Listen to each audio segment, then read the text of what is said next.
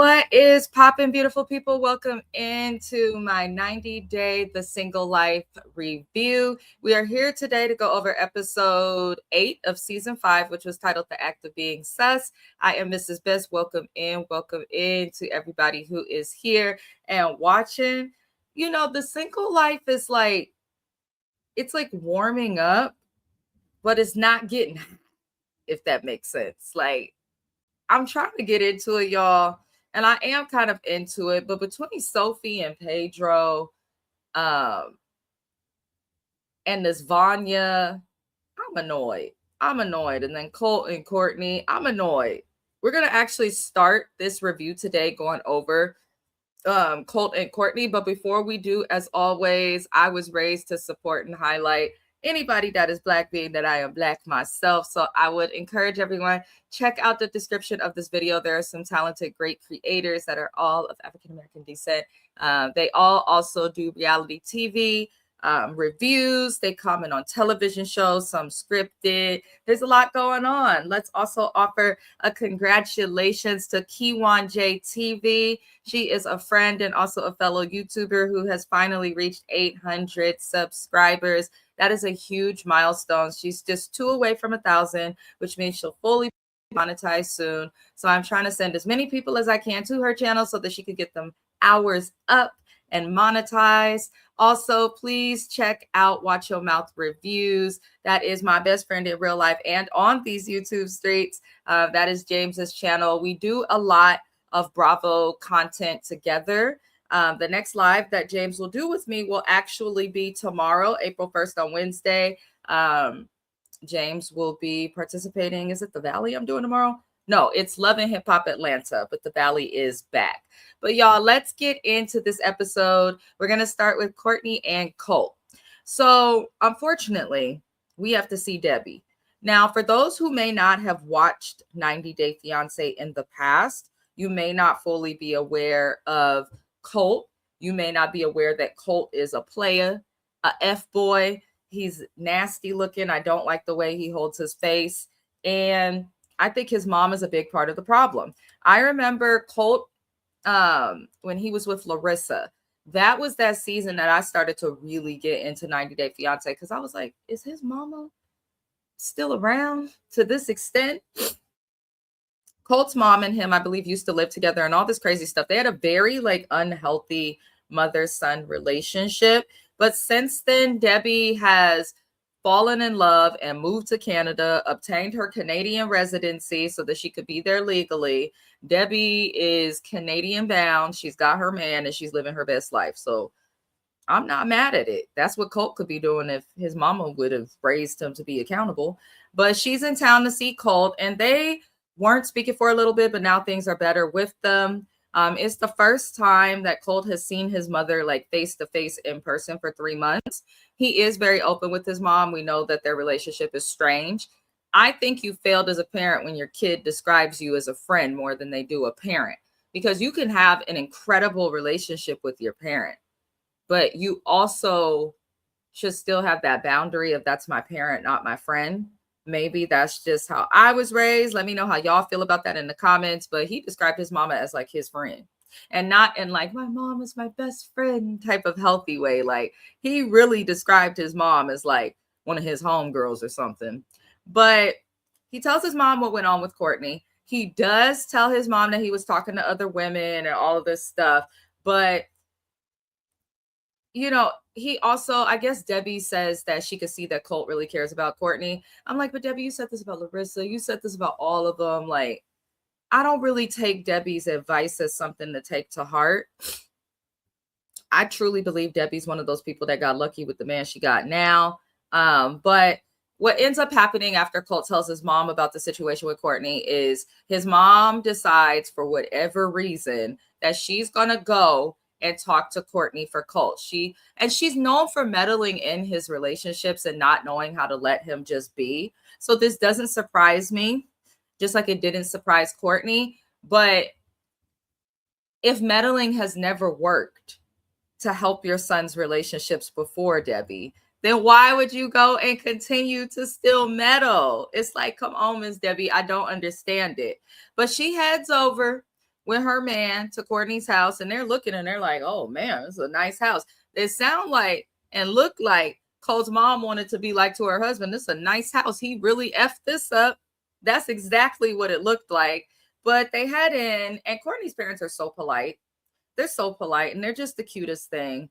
And, you know, Debbie says her piece, but Courtney's dad is fed up, which he should be. You played with his daughter.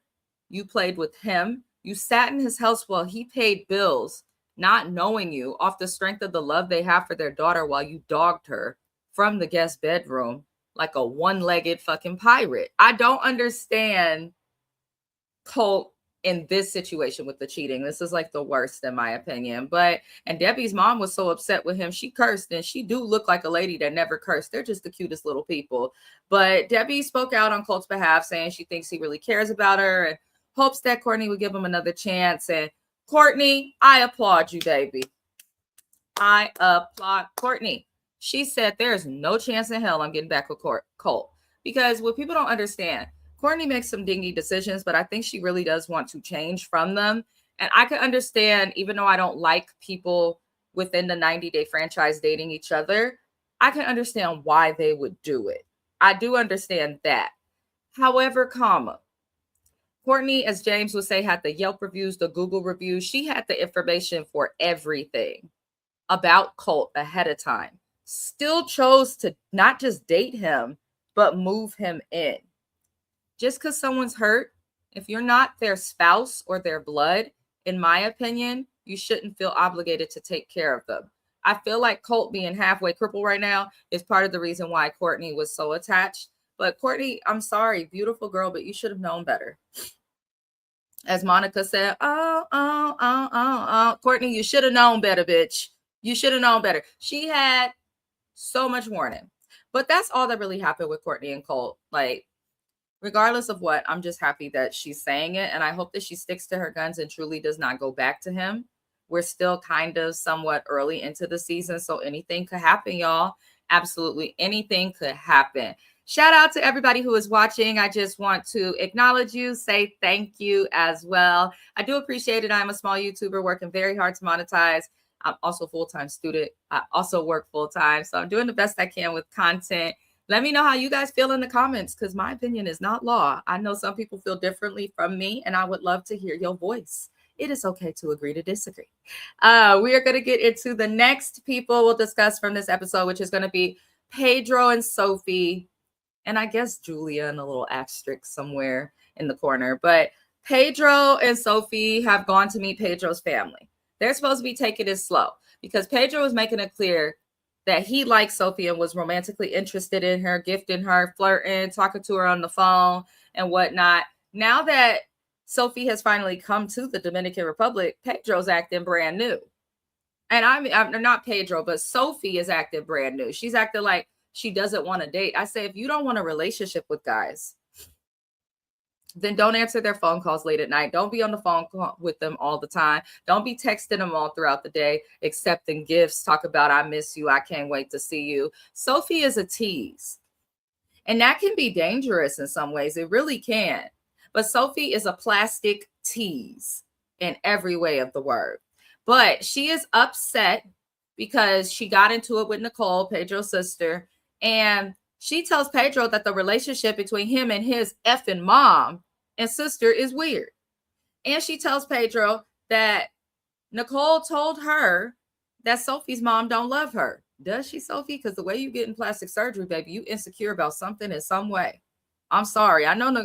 Here's the thing, y'all. Y'all know I covered the Family Chantal. Check out the playlist on the channel. It's titled 90-Day Fiance Franchise, and it includes all of the shows from the 90-Day franchise that I have covered. This Family Chantal is one of them. Shout out to everybody who watched those reviews also, because that was the first TLC show I ever covered on this channel, and I got wonderful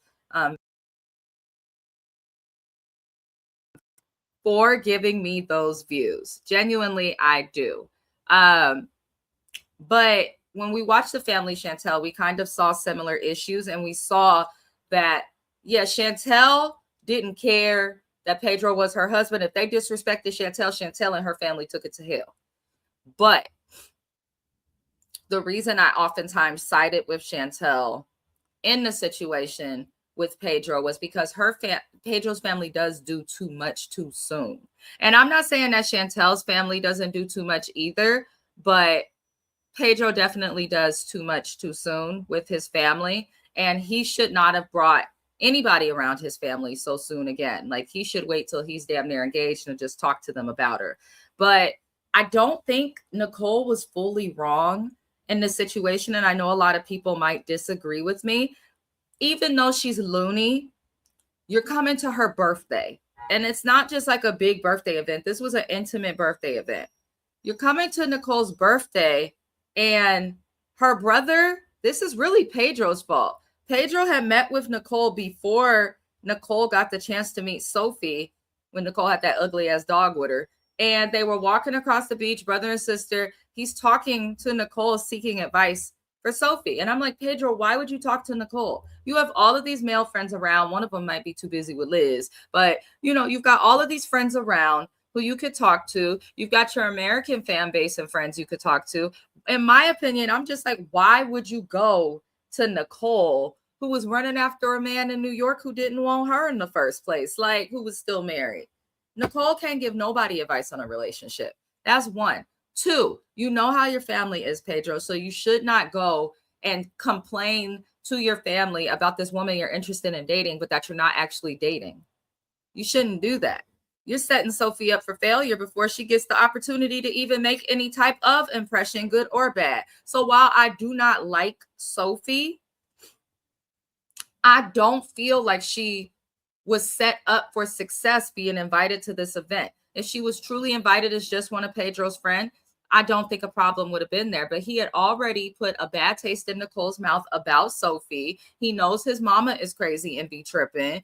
So what did you expect, Pedro? What did you expect? And Sophie, even though I'm going to defend you, I still feel like, stop putting plastic into your body and take a minute and pay attention, because Sophie made some comments about seeing how Chantel was treated by the family. So that confirmed that Sophie has watched the family Chantel. Sophie has watched previous seasons of 90 Day Fiancé. Sophie is fully aware of how this man's family is and should have known better. So don't go getting mad at him, agreeing to go around the family when you yourself placed a boundary saying, hey, slow the brakes, player. We not dating. If you're not dating, then I'm not meeting the family. Hell no. I'm not meeting the family. Absolutely not. Especially if you're trying to figure that out. But they get into it. Pedro goes and talks to his mom and comes back. And then he comes back suddenly mad at Sophie. I don't know if this was editing, but he comes back and he's like, you said your effing mom. And you talk about my mom. I don't like that. You need to go. I'm like, huh? You still defending Lydia's dog ass? Pedro, I'm sorry. We don't like to talk about mamas like that. But yours is on TV, so she's up for talks. She's a horrible person. Like, from what I've gotten, she had her 2 kids with a married man, then kept her 2 kids from that married man because she was mad that he was married. Like, then you see how she did that other guy when she was on 90 Day with the man who came and saw her in the DR. Like, Lydia be on bullshit, y'all. So I'm sorry. This is the one mom on TV. I feel no empathy, no sympathy, nothing for her. Nothing. And I feel like Pedro knows his mom is a problem. I don't like that he put Sophie out. And Sophie's trying to explain to him, like, I didn't say F your mom. I said your effing mom. She was like, you don't understand. This is a language barrier, which Sophie is correct. I think it could have been a language barrier, but we have to understand and remember, Pedro is a real estate agent in Georgia. Not only are you a real estate agent in an English-speaking country, but you're a real estate agent in a state where people who speak English may struggle to understand some of the English that come out of some of his sales big's mouth. You're in a state where people from all over the world move to. People from everywhere move to Georgia just to be near Atlanta or, close to other states. It's a good middle point. It really is a good location in terms of state. Like, I say that to say, I don't think it was a language barrier. He could sell house and explain APRs and all sorts of stuff to me in English, but he can't understand your effing mom. Pedro lives in the United States. He's visiting the DR right now. So I'm not going to accept the language barrier. I think Pedro just doesn't like anybody coming for his family. I think Pedro wants to make Chantel look like she was the problem, and that's why his family behaved that way. I think it's easier for him to place the blame on somebody else than it is his mom. That's just how I feel. So the next day, after Sophie leaves the party, Pedro comes to her room and tries to talk to her. And I don't know. It seems Pedro knows his family is wrong and acknowledges that, but he wanted to find a way to scream at Sophie in that moment so that it wasn't just his people that were wrong. And I don't like that. That shows a lack of accountability in Pedro and a certain level of cowardice, which I used to feel that way when he was married to Chantel as well. And I'm not saying Chantel was all innocent. I'm not saying Sophie's all innocent. Y'all know I don't like her. But in this situation, Pedro's responsible. This is why I be saying when I'm guest on other people's channels or when I'm doing lives with co-hosts and stuff, I always say that I just don't feel like you should bring people around family too soon. It's too much too soon. Like you're going to scare people off sometimes. But Pedro seemed to acknowledge that his family was wrong. But in the conversation, he tries to say to Sophie, "You remind me of Chantel. I know like that." And it shows Chantel, baby, you was right to give him that divorce that he wanted. Because if Sophie reminds you of Chantel because she will not accept disrespect from your family, then that shows that Chantel was there for you. She's the reason you have a real estate. She helped you get a house. She helped you get citizenship. She sponsored you for those 10 years. And all you can do is throw shade at her because your family disrespected her and she knucked when they booked. That's what I heard. And I know that Chantel wasn't all perfect and her brother was a problem. We know River done took off on Pedro. Mama Karen was problematic and eccentric. Yes, I'm not denying those things, but they only knuck when somebody booked. And Pedro's family was always starting crap. And they was trying to get to the U.S. thinking Chantel was going to sponsor them all. So he clearly is not accountable. And I can see why their marriage ended, because if you have the attitude, and he said also to Sophie, in Dominican Republic, moms are like royalty. It's that way in a lot of countries, Pedro. Don't lean into culture. Your mom's a bitch. She needs to put a muzzle on. And you need to understand that if you know that, you need to accept that this is how your mom is. When you date Pedro, warn your partners, like, my mom is difficult. And there's nothing I can do to change it, but she's my mom and I love her. But if you don't want to be around her like that, I'm okay with it, but you got to meet her. That's the approach Pedro needs to have with people. But instead, he doesn't. And Sophie, I don't like how you took what you watched on TV and was like, I'm not going off and being disrespectful like Chantel would. I'm not doing that. The fact that Sophie's comparing herself to his ex-wife and he's comparing Sophie to the ex-wife is problematic. I always say this, it is unfair and unrealistic to compare your current partner to your past partner. It doesn't make sense. It's not fair. It's not appropriate. That's just how I feel. And I'm always going to feel that way. I'm sorry. It's just how I feel. But that's all that really happens with Pedro and Sophie. They make peace. She gives him a hug and he leaves her to her room. But I'm also thinking, like, Sophie, you did all of that with Liz. Like, Liz was the problem. Liz ruined this with Pedro. And now you don't even know if you want to deal with him because of his family. And then Pedro said him not wanting to deal with you didn't even come from the stuff that Liz was saying. It came from you. Where's the apology for Liz, Sophie? God. Anywho, we go move on to Vanya and her delusions that probably come from the permanent makeup on her face. Vanya is going to see her. First, she said it was her cousin. Then she said it was her best friend. But she's going to Maine to see her cousin Sanella. And Tony, who she just became official with in a relationship, they're now going steady. The man that she literally begged and manipulated into going steady with her is going to go on their first trip together to meet her friend as a couple. She's going on her own. He's going to be joining later, I'm assuming for work. But she's talking to her friend and she's like, okay, all of these things are good about him. And then she says to Sanella, she's like, but I haven't told him I want to be celibate till marriage. So you did all of this gaslighting, all this manipulation. I'm sorry. She did the most to get this man. I am never going to beg, convince, or work to get a man to want to be with me. Either you want to be with me or you don't. Period. It's literally that simple. Either you want me or you don't. I'm not about to play this game. She went through the most, convincing him of stuff, going on these fake dates, asking about other women. And you did all of that without disclosing to him that you celibate. What if he don't want to date somebody he's celibate with? It looked like he don't know how to stay in relationships too long as it is. So you might have wanted to lead with that, Vanya. You might have wanted to lead with that. But child, we learned that after they became official, Tony took Vanya to dinner. And when he took her to dinner, everything went well, but he sent her home. He took her home, and he did not go home after taking her home. He went back to the bar and chilled by himself. And this apparently had Vanya livid, and she's talking to her friend Sanella about this. And Sanella is like, this guy has just sounds like a big ass red flag.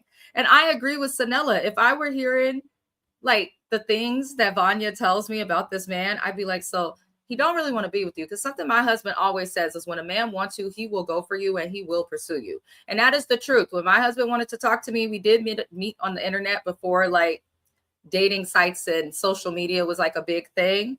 But that man messaged me consistently every couple of days for months before I responded. And then when I responded, he was consistent, and it did not take him long to ask me to be his girlfriend. Like, so I'm looking and I'm like, I do think of that. My husband always says that if a man wants a woman, he'll go for it, and that woman will know that she's wanted. She will not feel confused. She will not have to question it.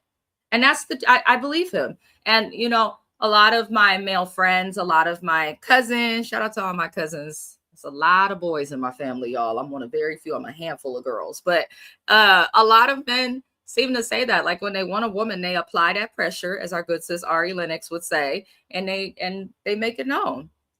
They make it known. So I'm like, Vanya, if he wanted you, he would have applied pressure. And Tony ain't applied not a lick of pressure. And that's just the truth. It's just the truth. It really is. But I do think it's weird that he took her to dinner and went back out. I do. Would I have made it a big deal? No.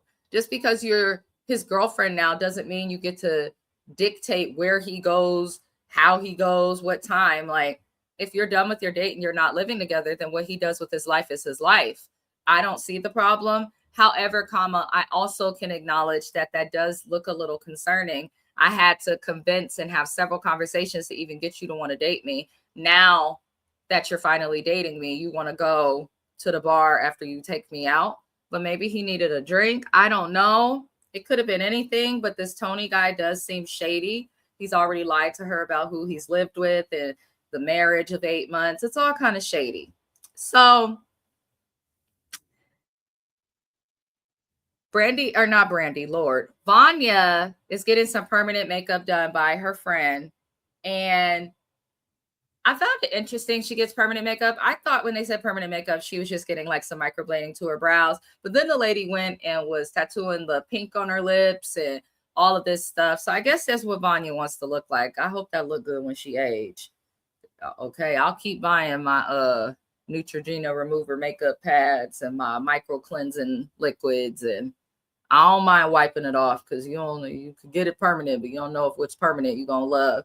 But she's getting her makeup done. She's telling her friend of all of these things, and her friend pretty much they go to dinner later when they meet Tony, and the dinner was interesting. Eventually, Sanella does question Tony, and it looks like we'll get more of that next week. But please let me know how you guys are feeling about Vanya and this man, because I just feel like it's not going to work, and she wants so desperately to have a relationship, but she hasn't told him she's celibate. He creeping out at the bar after hours. Like, there's a lot of red flags with this guy, and a man will not feel annoyed at a woman having questions or pressuring him back if he truly likes that woman.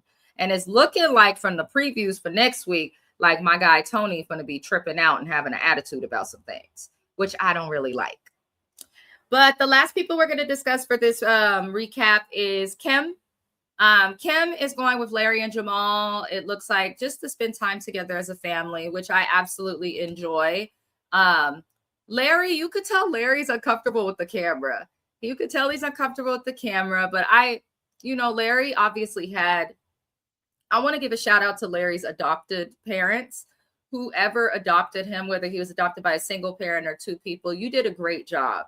Larry has his own wife. Larry has his own kid. I know we don't know much about him, but he's demonstrating empathy. He's demonstrated compassion with how he relates to Kim. And you could tell Jamal is also kind of enjoying the idea of having a brother. I think that's part of why Jamal was so hard on Kim. Jamal, you know what it is? I had a little bit of bias towards Jamal from when he was dating Veronica years ago on that season of Single Life. But Jamal outside of that isn't too bad. He's not. I think that Jamal is just really bad with his emotions when he doesn't like or agree with something. But I'm a call myself out and hold myself accountable. I was very hard on Jamal, but now I don't mind him. I kind of just see a younger guy who probably was raised by a lady who's just trying to figure it out like most of us. Jamal has his quirks and his issues, but I do think when it comes to his family and his friends, if Jamal calls you a friend or a family member, I do think he will love and be loyal to you. Now, Larry and Jamal are bonding, which is great. And they discuss family with Kim and finding the sister. Kim is like, she wants to find her daughter. And I appreciated this about Kim. That's why I don't accept or tolerate Kim hate. I know she was a little goofy on her 90-day fiance season, but I think Kim really wants to get it right. And something Kim said this episode that I really respected was, she said that if she wants to be able to find true love, that she has to heal herself and make peace with her past. And for her, finding these children that she, birthed and gave up for adoption matters. It matters. And she thinks that this will help her heal and do better with her next relationship. And I do think things like that connect. So I respect her for that introspection. I also respect Kim because in her journey for wanting to find her daughter, she was very honest and was like, we have to prepare. She may not want to talk to me. I said, Kim, that is correct. So Kim did closed adoptions with her kids. Larry is around because he did an ancestry test and was curious to find his real biological mother. This other daughter also closed adoption, but she has not seeked out Kim.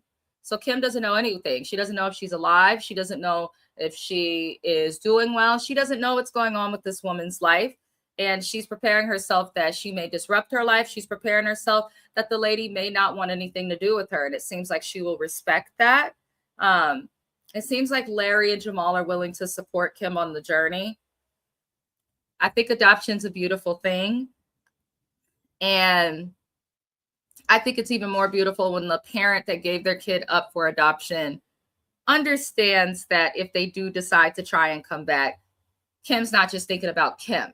She's also thinking about what's best and how her kids will be impacted. And I think that comes from her being able to raise Jamal. So I wish Kim the best on her journey. I will keep watching it. Definitely will keep watching it. We will keep recapping it. 90 Day Fiance is back May 10th. Yes, I will be covering it. I may or may not be covering it with James. I'm still trying to decide. Let me know what you guys would like in the comments, or feel free to DM me. The link to my DMs on TikTok, Facebook, and Instagram are on the profile page of my YouTube profile. You can, I hope everyone sees the links in the description also. Check out some other great creators. I put a schedule up on my community tab for everyone to know the lives and videos that will drop this week. The next videos that will drop will be tomorrow.